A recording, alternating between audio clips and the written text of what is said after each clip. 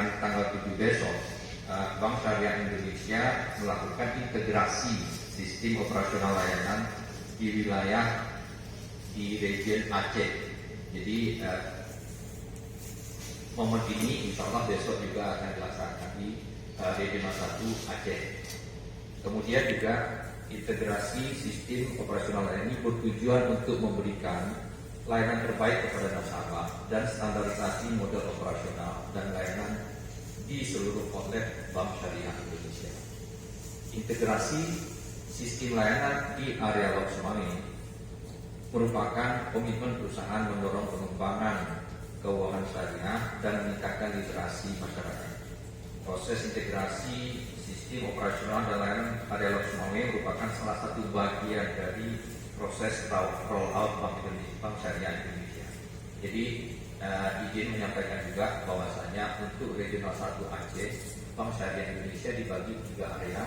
Yang pertama area Banda Aceh yang berpusat di Kota Banda Aceh, kemudian area Lok Sumawe yang berpusat di Kota Lok Sumawe, serta area Mulapo yang berpusat di area Mulapo. Untuk area Lok Sumawe sendiri, kita melakukan supervisi di outlet-outlet sebanyak 94 yang ada di 8 kabupaten kota, yang mulai dari Aceh Timur, Aceh Tengah, kemudian Aceh Utara, kemudian Aceh Tamiang, kemudian Kota Mulapo, Biren, Kuala Simpang, dan Laksa.